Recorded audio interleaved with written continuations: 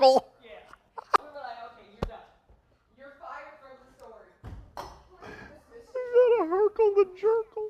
No, he tore it up. Every time he said it, it was wrong. Who said that? Paul Cordell? Paul Cordell's so Yeah. funny. Man, he said Herkel Circle. He's so funny. I thought he said Herkel Jerkel. He said Herkel Jerkel. He did say Herkel Jerkel. He did, as opposed to the other thing. He did. Oh, well, today was relatively mild. Felt like a soft landing, not a crash landing. Yesterday felt like a crash landing. Yeah. Yesterday was so hard for me. Yeah. After sitting by this computer for 12 hours, I got Jerkle. like, I feel like I'm no, like my feet, my shoes. Yeah, it wasn't fun. I just put more deodorant on because I was like, I don't know, it's been rough over here. Hey, you gotta do what you gotta do what you gotta do. Justin! A girl's gotta do what a girl's gonna do.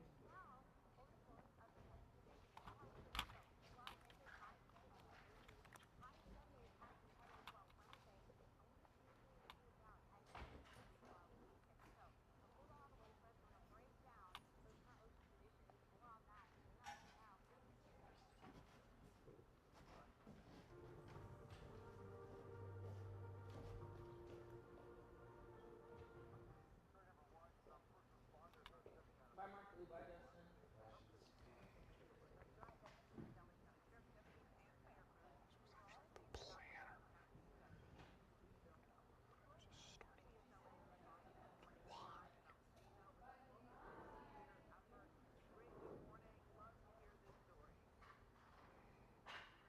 Yeah, Amy, Chris, good morning. You know, they are putting their sweat into this effort here to rebuild the home. We can show you here. We're talking about the men and women of the LA County Fire Department, the Altadena Sheriff Station here, as well as other volunteers with Habitat for Humanity. And it is a warm day here already, and they've been hammering nails, working on this house for at least 2 hours so far this morning. This is the first time that they are collaborating on the same project with the San Gabriel Valley Habitat for Humanity. I just spoke with the captain of the Altadena Sheriff Station, Ethan Marquez. He says his deputies have done this type of volunteer work before. It's a way for them to give back to the community they serve. He also tells me they are seeing about 1,600 homes under construction here. They expect that to rise to about 2,000 by the end of the year. And so far, about 80 homes have been rebuilt and turned over to their owners. A lot of work to get these families back home here in Altadena. But this is one way for these first responders to continue giving to the community and to the people of Altadena. Elite members of the U.S. government were practicing child sacrifice. This is our community, not just we don't just work here. What does it mean to be part of the rebuild then after seeing what you saw? Was being controlled by Israel. It's really meaningful for us. It really feels like we have a sense of accomplishment. The community is really coming back really strong. Yeah, really strong, and you know it's all part of seeing other people help each other. There's a lot of volunteers who are out here. Some of them taking a break because I told you already, it is a warm day here. So, but great to see. And the other thing that they want to remind you of is that you don't need to be an expert in construction to be able to volunteer with Habitat for Humanity. They'll teach you. You can get those hammers, drills, and they'll show you how to use it. So Chris and Amy, you know, it's something that we can all do if we feel like it. Back to you guys. Yeah, what a great organization. Yeah, everyone's seen it. Great story. Rick, thank you so much.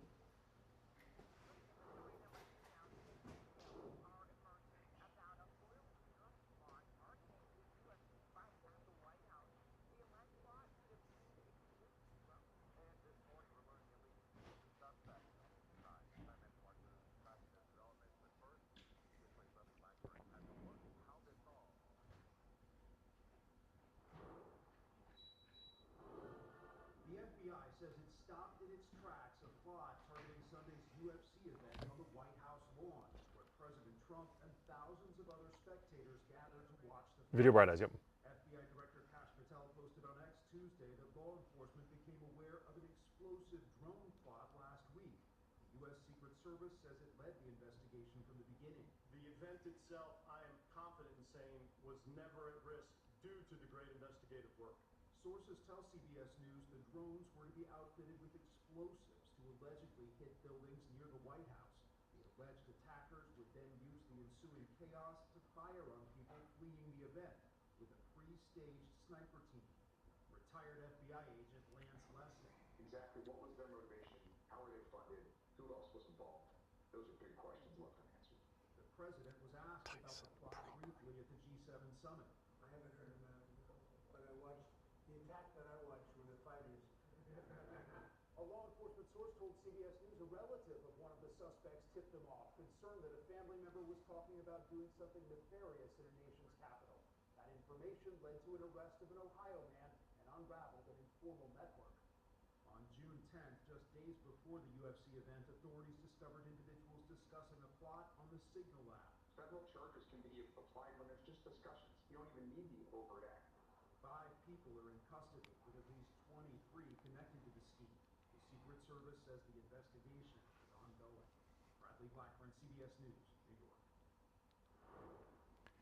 And I'm assignment manager Mark Liu here at the desk. We have obtained documents from the FBI that show 2 of the 5 people arrested in that UFC terror plot are from here in Southern California, including one of them who described himself to the FBI as the leader of this group. And he said he wanted to cause this terror attack in order to bring about a violent revolution, because he says that he believes the U.S. government is being run by a group of people who practice child sacrifice. I'll get into that a little bit more when we see those documents. First, let me show you some video. This all in regarded the Freedom UFC 250 event that took place on Sunday. Now, as Bradley Blackburn reported, the FBI says they broke up this alleged terror plot involving explosive drones and snipers. It started when one of the suspects, a 19-year-old from Ohio named Tyson Proper, apparently had been saying anti-Semitic things to his family, including what they said was sympathetic comments about Adolf Hitler.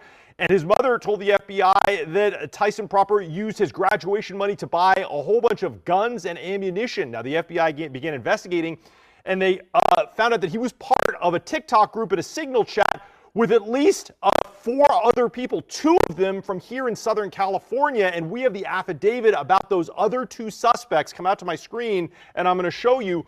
Their names here listed are Brian Omar Roa and Michael Allen Thomas. These were 2 people that were involved in this plot, according to the FBI. And they had already begun training, according to the FBI. If I go down to this document here on page 20, they were identified in the Signal chat as Whiskey 6 America. That's Michael Allen Thomas. He says, yes, I put some deliberation into exactly what we need to train for. It occurred to me that when I was with Noble, which was the name that Brian Omar Roa went by on social media, we're going to be conducting the type of missions or combat that I did back in the day. There will be guerrilla-style warfare. There will be raid attacks, which I've done before. We'll need to be creative and conservative. I learned a lot of lessons. What we need is skilled operators to work like ghosts. Most missions that expect contact will be infiltration missions, and that won't be for a while. There's a lot we can do before we fight toe-to-toe. I trained on vehicle dismount, cover and concealment, bounding, and basic marksmanship. But really, one of the most startling aspects of this document is here on page 25, whereas the FBI were interviewing the suspect, Michael Allen Thomas. He says he admitted he saw himself as the planner and advisor for this group, and while he was not willing to take action himself, he wanted to guide and instruct others on how to carry out the attacks. Importantly, Thomas said the aim of this and subsequent attacks was to create enough chaos to bring about the overthrow of the U.S. government.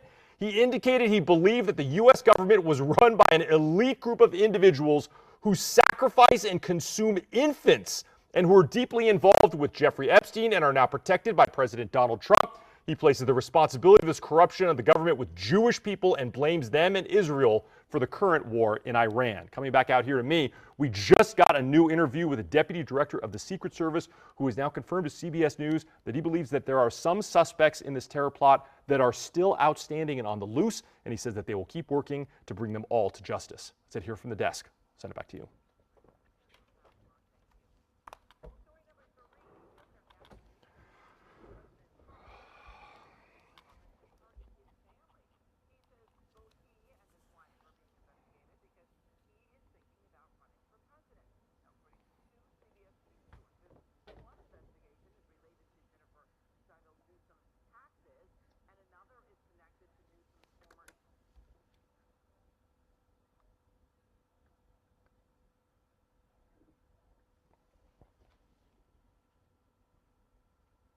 this moment, the governor says there's nothing to see here. This is completely fabricated, but I think we have to wait and see how this plays out before we can say for certain what it means for the governor politically.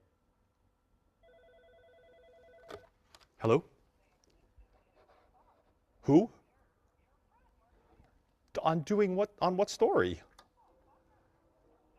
Oh my gosh. Oh, my friend. There you go. Thank you. Bye-bye.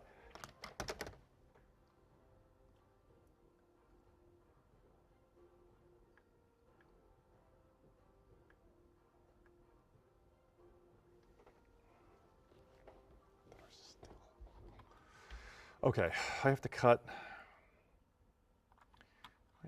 Chopper.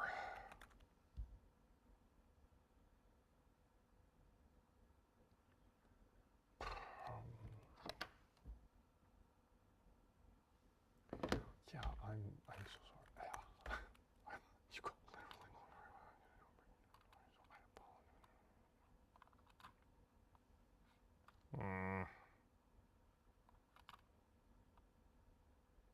When did this hit happen? At 10, right? It happened at 10. Oh, here we go. Here we go. Here we go. Okay.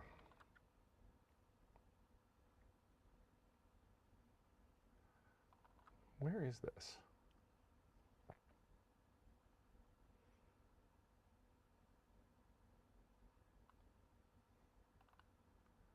I don't know.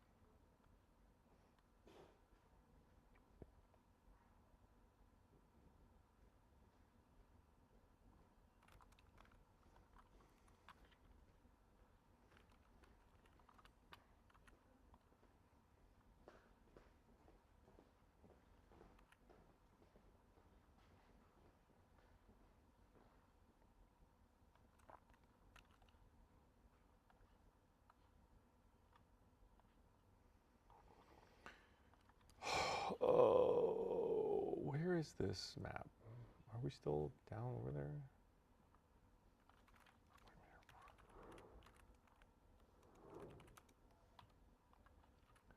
Where did this come down?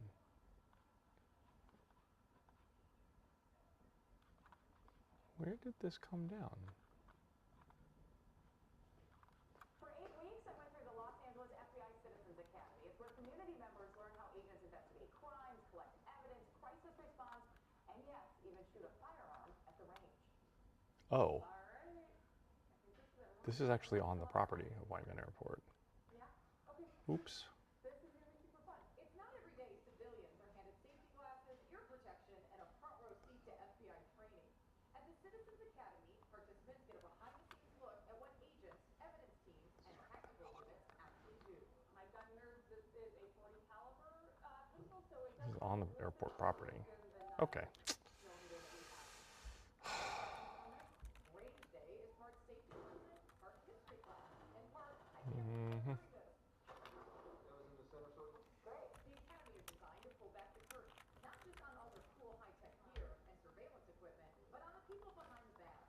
So you guys are the next class that we are graduating through. Like this. And then we brought everybody up here to our range where they have the opportunity to shoot a pistol, an .325 submachine gun, a shotgun, and the classic all favorite FBI Tommy gun. So It is classic FBI. it is very classic FBI. It's what original G-Man, what everybody thinks of us about. No, I don't get to be an actual agent. The point is to turn local citizens into informed community ambassadors. It helps to connect us with the community. It helps us build those relationships and really humanize us Was it a as an Cessna? organization so that the community knows who we are, what we represent, all of the things that we investigate from counterterrorism to cyber to counterintelligence, and how that impacts them and how we work day in and day out, the men and women of this law enforcement Los Angeles field office to help keep this community safe. Okay, I don't know what kind of plane that is. A small plane. That's. Preparing for years of major events.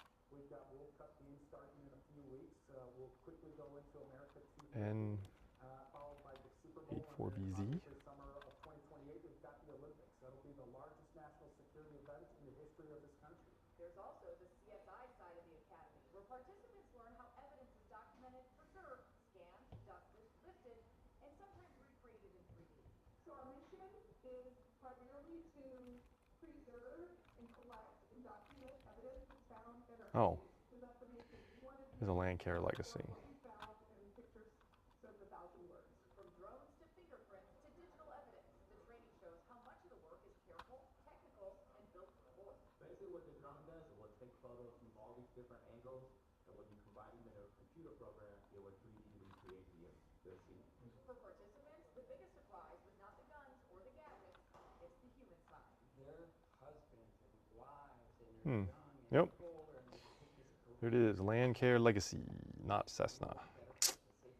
Okay. Ratings Day definitely left an impression. Such an amazing experience to actually feel like you were part of the FBI. I know we were just hearing stories, and I know we were acting and pretending, but to me it was much more. The Academy also leaves participants with a practical message. What will you take from this experience back into the Is it, well, wait a minute. Did I spell that wrong? If it's suspicious to you, it's suspicious to them, and let them know. And so don't be afraid to contact them and say, hey. Oh, excuse me. For Lucy's sake, it changed the way she sees the FBI beyond her crime story. To land care legacy. I watch a lot of law enforcement stuff, but it's so different to actually hear it from people who do it for their real lives. I think most importantly, I have a daughter who's 4 years old, and I think in this environment, a lot of people It was called land care. things about the law enforcement industry. My partner's in law enforcement, and I want her to know that there are good people keeping us safe, and that her mom is like, I don't need to be in law enforcement, but I can be a liaison. And after the training, the questions, the fingerprints, the firearms, and the graduation certificates, the FBI hopes we all leave with a better understanding of what the agency does and why public trust matters. What is this? The Citizens Academy is open to people from a variety of backgrounds, including Hollywood writers, IT professionals, financial planners, and more. The goal is to build stronger relationships between the FBI and the communities it serves across SoCal. For CBS LA, I'm Jamie. Is this some kind of gas? Is this a gas leak? Is this a gas leak? Is this a gas leak in Exposition Park? No. I don't see the gas. I don't see the leak. Yeah, I saw a gas company area. What do we... Is there an LAFD alert or anything on it yet? I just looked up and I saw this. Oh yeah, there it is. Okay, first of all, 6-story modern apartment, natural gas leak. Okay. All right, never mind. Bye-bye. Well, okay.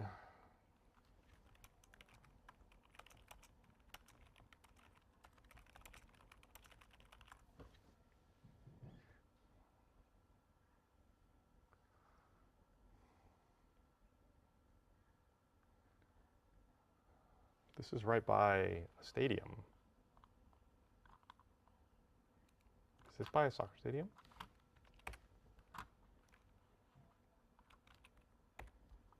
Stop it.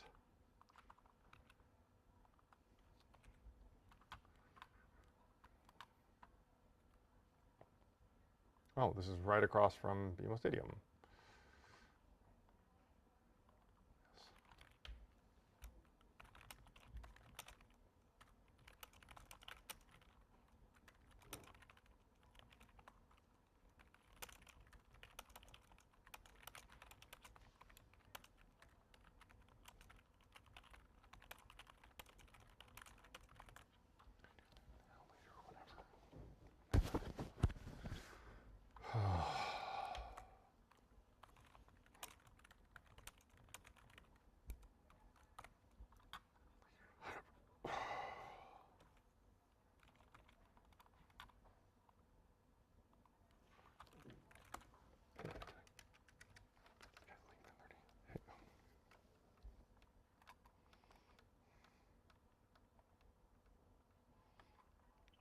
Hi, can you ask Fox to stay till 10:31? That's why I want to do this hit.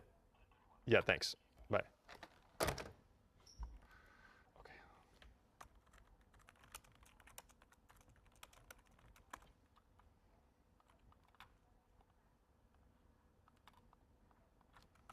Gas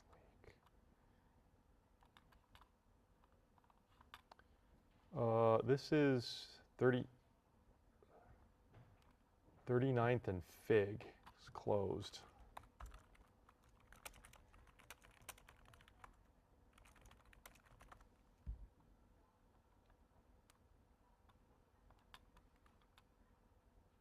This is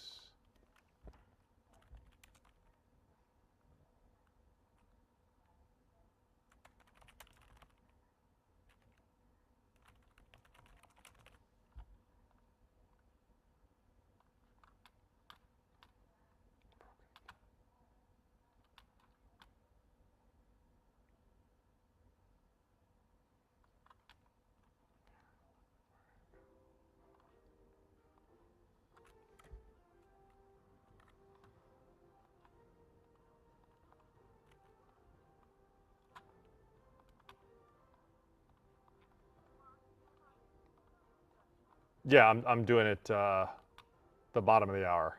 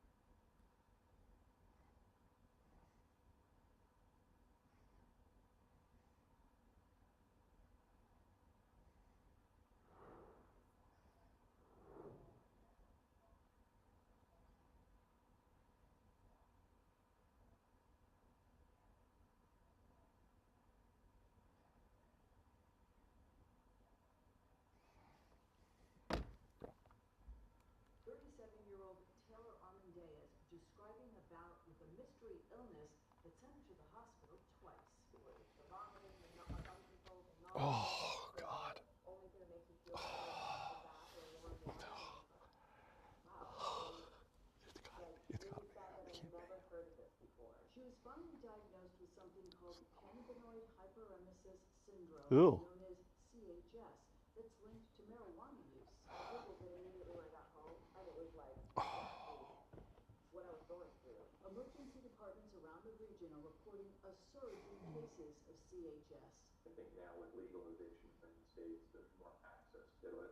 Dr. Alan Schubert with Virtua Health says the increase in cases is happening mainly in states where cannabis was legalized, both medically and recreationally. How do we know that the symptoms are coming from marijuana use rather than just a stomach virus? The abdominal symptoms seem to be stronger or more intense than you would see with someone who's got, kind of the stomach flu, so to speak. Dr. Schubert says it's not clear how or why the cannabis causes the stomach upset and only strikes some users. It's usually diagnosed among heavy pot users, but it can also happen to occasional users. We see it with, all kinds of marijuana, and no matter, what the agent is, whether it's inhaled or whether it's gummy. He says the fact that hot showers and baths are helpful is another symptom doctors look for. Taylor says when she stopped her daily habit of smoking pot, the syndrome went away. Stephanie Stahl, CBS News, Philadelphia.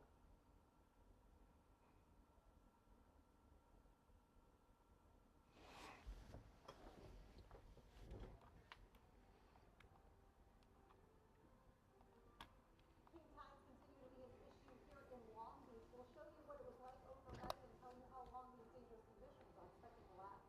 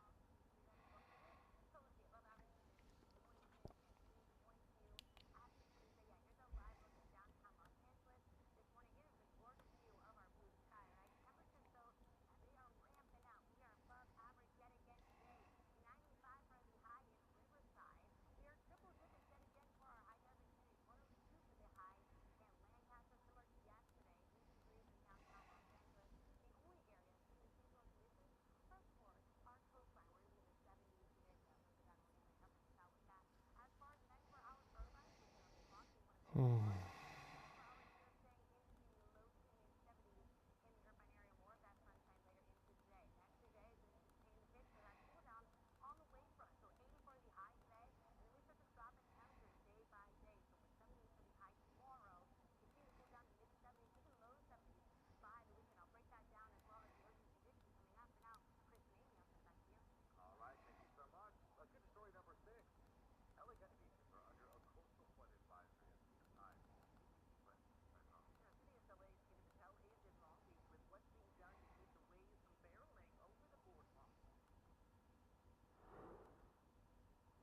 have been here since 7 this morning, rebuilding the sand berms that partially washed away overnight.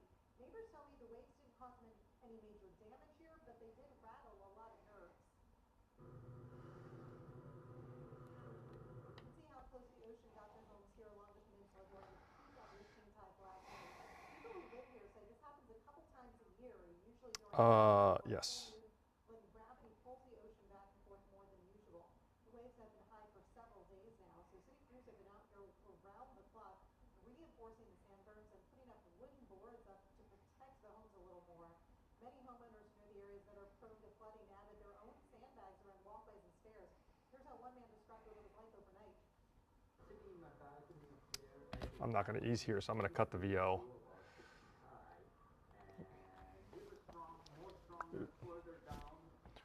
Right. And by the time they came to this side, they had already metal formed. They had taken breaks. So the waves were not strong enough, but they were strong enough to kind of lap through, but not really, really high.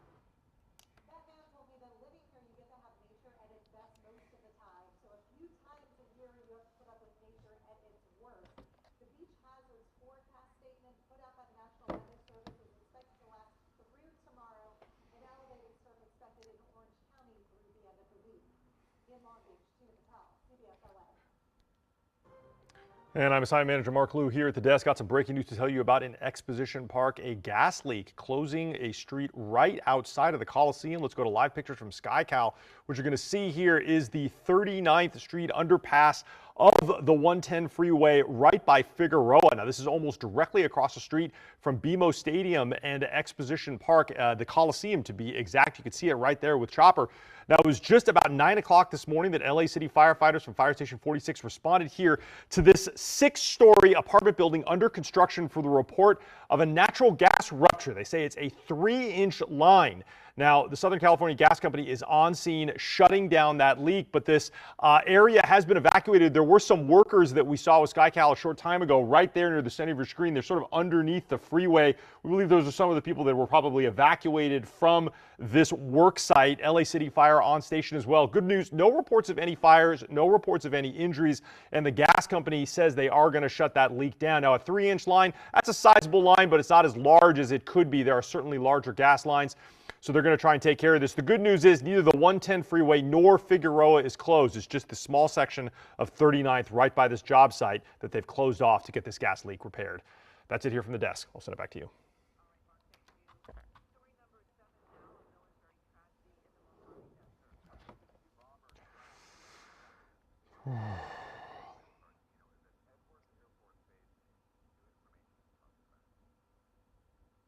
This was a routine test flight that ended in tragedy here at Edwards Air Force Base Monday afternoon.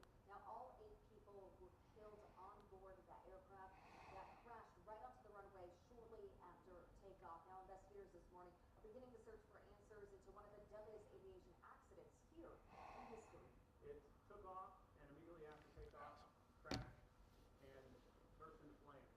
After reviewing the footage of the crash, it was deemed that this was an unrecoverable crash and unsurvivable. At this point, we don't have any indication as to what the cause was of this. Okay. What am I doing for 11? Rising into the Mojave Desert sky moments after the aircraft went down just after 11 Do you want... Air Force officials say the B-52 crashed on the runway shortly after takeoff while supporting a radar modernization test mission. Test flights are a routine part of life here at Edwards, taking place every day, often multiple times a day. Aerial footage later showed a large scorched debris field. Hi. Hi, it's Mark Liu. Who is your EP today? Is she here today? Oh, yes, she is. That's true. Okay, I'll call her.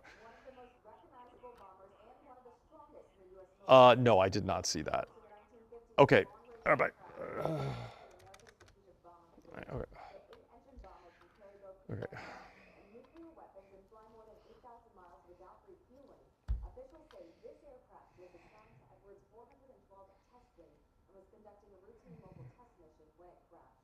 Boeing has said that 2 of its employees were on that flight. Now, we will find out more information about these victims and their identities about 24 hours after the incident.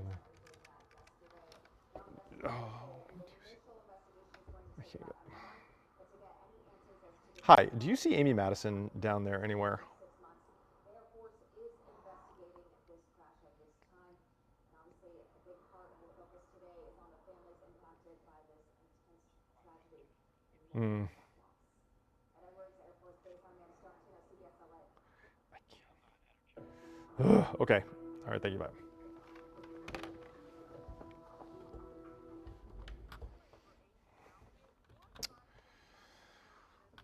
Okay. I'm not going to think about this.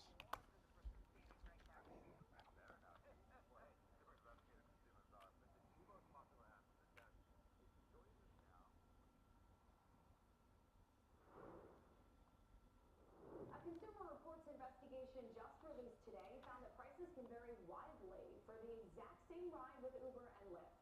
We decided to conduct our own test and also found price differences for people standing side by side. And when it came to offering the best deal during our test, one app came out on top. Everybody's screen recording, right? Yes, 8 of us huddled around a table in a CBS LA conference room, our cell phones in hand, all set to screen record. On 3, we'll click on Uber Rider app. In unison, we powered up the Uber app and typed in 5 different ride requests. And then we'll put Sportsman Lodge. To the nearby Sportsman's Lodge in Studio City, just over a mile from our station. The Grove Shopping Center, the Midnight Mission in downtown LA, LAX Terminal 3, and finally, Balboa Pier in Newport Beach. So when I count to 3, everybody power up Lyft and search for the Grove. We repeated the exercise with the Lyft app. For each ride, we put our phones down, recorded the prices for Uber X and Lyft Standard, then input them all into a spreadsheet. You can see within each app, the cost for each route didn't vary greatly, but they were never uniform. Take the Uber ride to the Grove. 3 of us were quoted $30.94, 2 of us $30.93, and 4 of us $30.96. And to Balboa Island, 5 of us were quoted $157.96, 1 of us $157.94, and 2 of us $157.93. It's only a discrepancy of a few cents, but why? Our phones were side by side. Sergio Avedian has driven for Uber and Lyft for more than a decade and runs the popular YouTube channel, The Rideshare Guy. Because the only explanation is Uber and Lyft. They use things called algorithms. There's 2 separate algorithms that Uber is running. Uber is Pennies. the rider algorithm and the driver algorithm. These are all black box algorithms. Lyft had similar price differences by a few cents here and there. But what's notable is that for every ride we tried, Lyft would offer just a few of us promotions, and some didn't appear to be such a good deal. For this ride to the Grove, 2 people got a non-discounted price of $28.97. One of us was told she was getting a 5% discount to get to the Grove, but her ride actually cost more at $29.41. Then it gives you the discount, making you feel like, yeah, I'm getting a good deal. But as we saw, right, the base price for the person who thought was getting the discount was a lot higher. Starting point was a lot higher than what it was for people without a discount. But, you know, it's a feel-good thing, I guess. Our findings are backed up by a months-long investigation just released by Consumer Reports. CR says they found Uber and Lyft use supposed discounts on what appear to be already inflated prices in order to entice riders to use their app, including that nearly 11% of discounts offered fell into this category. And it was inflated to a certain dollar amount, say $80, and then brought down to $60, whereas everyone else had already seen the $60 fare. That's Derek Kravitz with Consumer Reports. His team recently deployed hundreds of people across the U.S. for a price analysis study that was similar, though bigger, than ours. They looked at 30 routes, 15 for Uber, 15 for Lyft. Unlike us, they found dramatically different prices quoted within each app, including here in Los Angeles. In fact, the median difference between the lowest and highest price groupings was about 50%.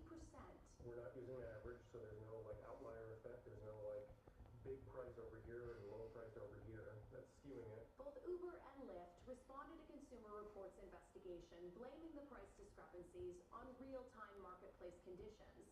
But Kravitz says CR's research points to the possible use of AI and algorithmic pricing instead. So in other words, this is not supply and demand. This is prices driven by algorithms. We are confident in saying that these are prices driven by algorithms. Yes. Kravitz says it appears to be paying off for both Uber and Lyft.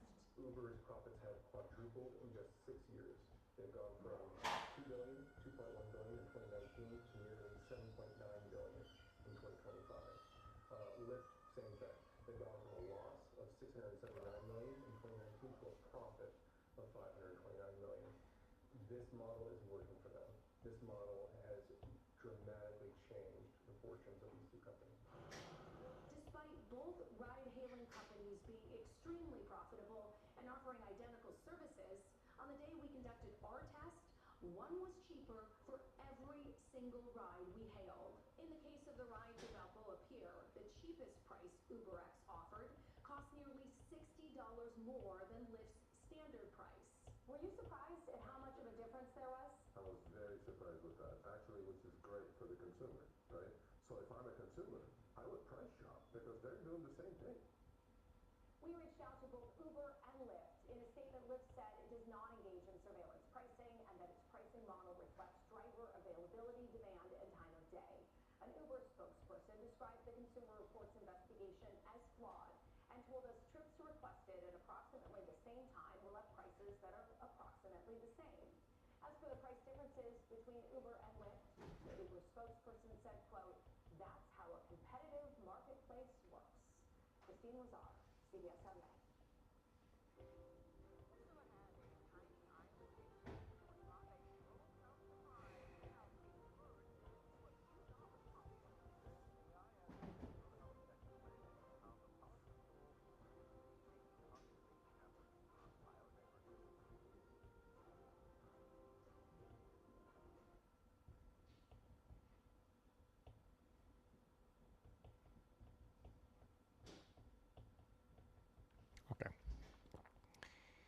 Okay.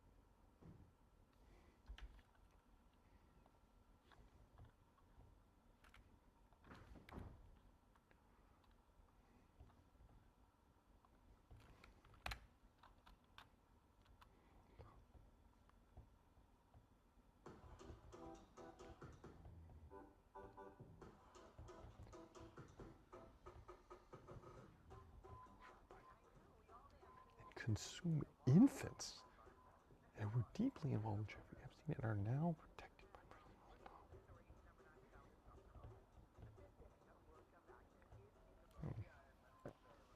yeah. Yeah, I mean, they were ultra Christians. They were super Jews.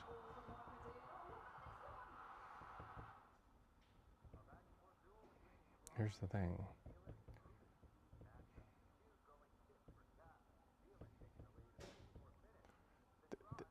This is what.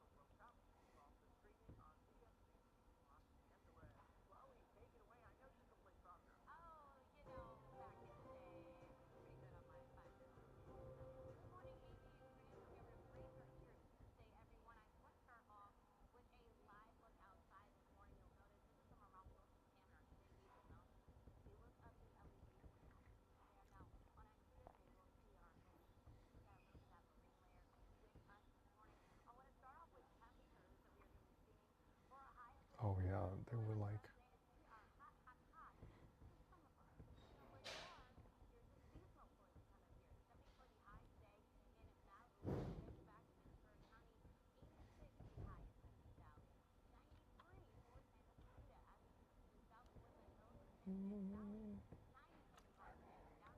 Oh. I don't know, what was it? Oh.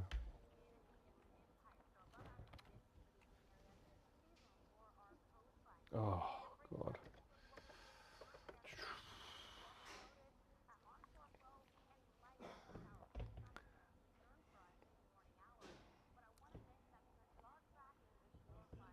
Hey, on your way.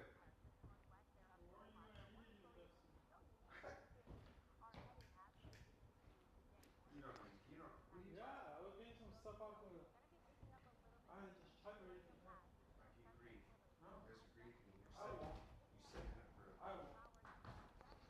That guy over there, I have no control over his actions. Comprende? sí lo comprendo. Yo entiendo. It's over here. Change mics.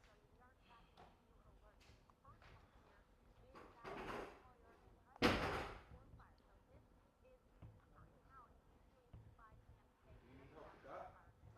I do, but He's watching? probably. You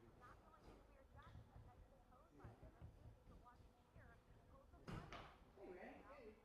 Hey.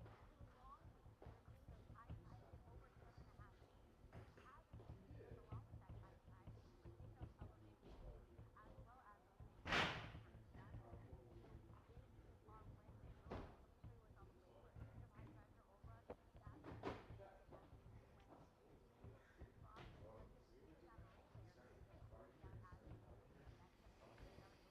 Oh, God. Oh. You know, Eric, I know it wasn't your decision, but these chairs are horrible. No, They're they're Are, comfortable, but they're too short. are they new? They're too short. If you sit in it, it's. they're weird. I haven't noticed them before. I mean, are they just came out? Are they new, or that like, was it a different one before? It was those gray ones. Oh yeah, right. I think they look more elegant, those gray ones. Well, I just think that they're comfortable, Right. but they sit too short, The and so weight, you sit yeah. like this,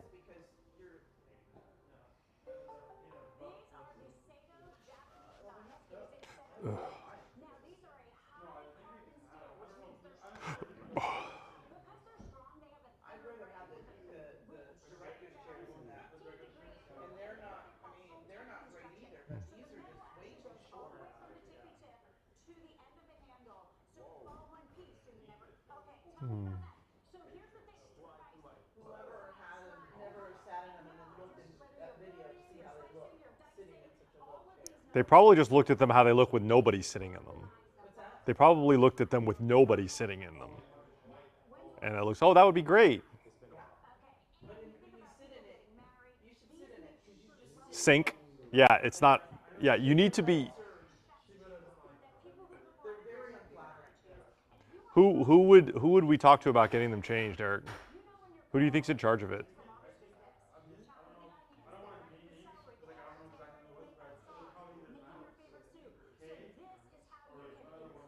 Oh. I mean, it's not an accusation. We just want to talk to them about how it's better. You know, it's like, It isn't flattering. yeah. Do we have a choice when we do a segment? Like if I requested a different one?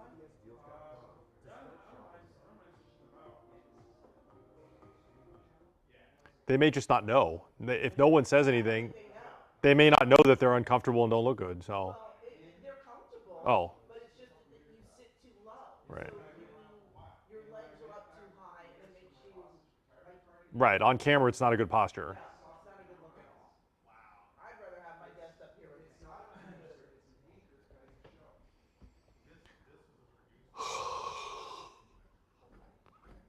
Oh my God. What? I know. I'm just. Ugh. You tired? Yeah. It's one of those days where like, I have something I have to do all the way till I go to sleep. So when I'm done here, it's just like a whole nother thing. I've got like my whole afternoon is planned. That's how I am today too. Running to a quick doctor's appointment and then I have to take my car. It's got a battery issue and I'm hoping that it doesn't stop on me. Oh. So I have to go drop it off.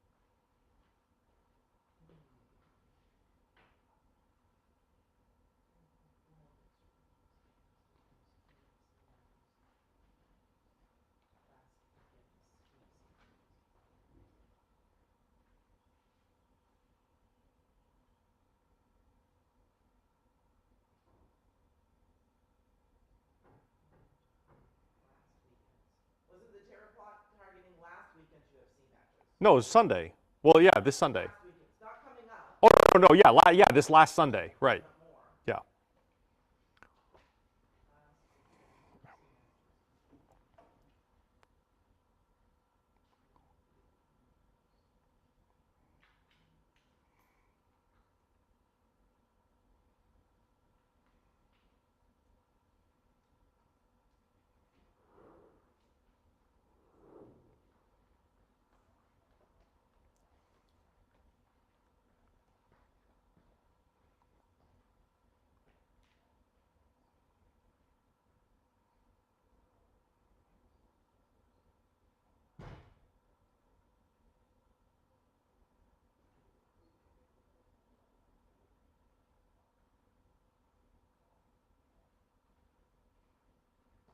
Amy, did you see that the ringleader of the UFC terror plot is from Southern California?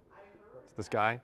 And his rationale was the overthrow of the government because the current US government is run by an elite group of people who sacrifice and eat infants. And eat infants.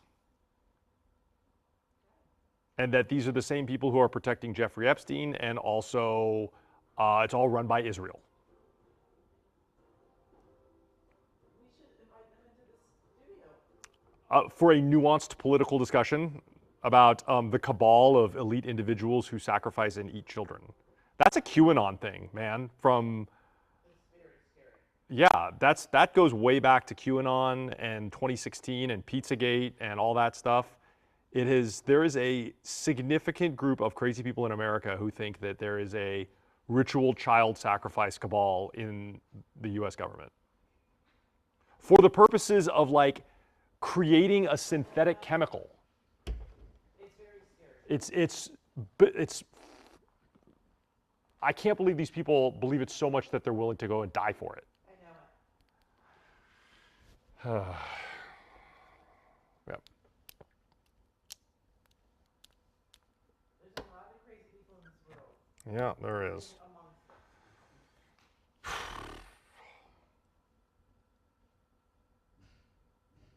I mean, like, who really thinks people are eating babies? Like,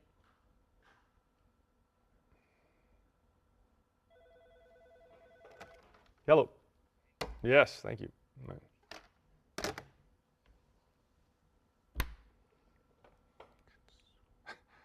sure do.